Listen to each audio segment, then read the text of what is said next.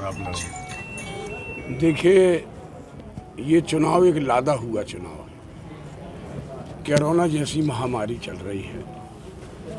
राहुल सिंह ने दल बदल लिया, इसलिए पूरे सरकारी कर्मचारी से लेकर पूरी जनता से लेके ऑफिसर से लेके इस कोरोना की बीमारी के चलते हुए जब अपनी ड्यूटी करेंगे तब आप उनके कलेजे से पूछो। जब लाइनें लगेंगी वोट डालने के लिए, अपने मत का प्रयोग करने के लिए, तब आप उन जनता से पूछो। कहने का मतलब ये है, चुनाव का मुद्दा ये है कि ये चुनाव होना ही नहीं था। अगर 5 साल सत्ता में रहकर या विपक्ष में रहकर अपनी बात रखते, जनता की सेवा करते, तो ये अरबों खरबों रुपए का खर्चा भी नहीं होता। कल तक आप लोग राहुल सिंह के लिए लास्ट टाइम आप लोगों ने वोट मांगा था, अब आपको कैसा लगेगा जब उसके खिलाफ काम करेंगे? अब राहुल सिंह के लिए वोट मांगा था तब हमें थोड़ी ये पता था कि ये इतनी बदमाशी कर देंगे या दल बदल कर देंगे। बड़ा विश्वास था। आज कमलनाथ जी आए थे, कितनी ऊर्जा भर कर गए आप लोग? कमलनाथ जी ने अपनी बात रखी और इस बात को लेकर रखी, और कमलनाथ जी ने तो जनता से माफ़ी मांगी कि मुझे नहीं मालूम था और मैं जनता से माफ़ी मांगता हूँ कि मेरा यानी कमलनाथ जी का चयन गलत हो गया था और ये चुनाव फिर से आ गया।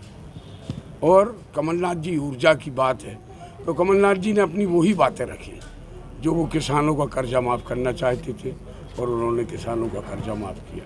वो पूरे मध्य प्रदेश के अंदर उद्योग लाना चाहते थे ताकि युवाओं को रोज़गार मिल सके। वह चाहते थे कि महिलाओं को सम्मान मिले। वह चाहते थे कि इस देश में एक ऐसी क्रांति आए कि इस देश का पूरा प्रदेश एक छिंदवाड़ा मॉडल बने। लेकिन उन्होंने कहा कि मैं मुख्यमंत्री था, मैं भी खरीद बतौर कर सकता था, मैं अपनी सरकार को बचा सकता था, लेकिन इस प्रकार से नहीं जिस प्रकार से भाजपा ने खरीद बरोध करके हमारी सरकार को गिराया। ये सब मुद्दे भी स्थानीय मुद्दों के अलावा रहेंगे? ये तो मुख्य मुद्दा है ही। ये तो आपके चैनल के माध्यम से मैं कहना भी चाहता हूँ, यही मुख्य मुद्दा है। आज लड़ाई भाजपा, कांग्रेस, अजय या राहुल के बीच की नहीं रह गई। चाहे फूल, चाहे कांग्रेस, चाहे हाथी, चाहे घोड़ा। कहने का मतलब जो भी चुनाव चिन्ह लेकर जो लोग आएंगे, लड़ाई हो गई है ईमानदार और बेईमान के बीच की। आपके पिताजी भी 3 साल तक विधायक रहे हैं, इस संबंध में और आगे 2 साल आप मांग? हाँ, मैंने आज जनता से झोली फैलाकर अपील की है कि मेरे पिताजी को आप लोगों ने सन 80 से 80 में चुना था।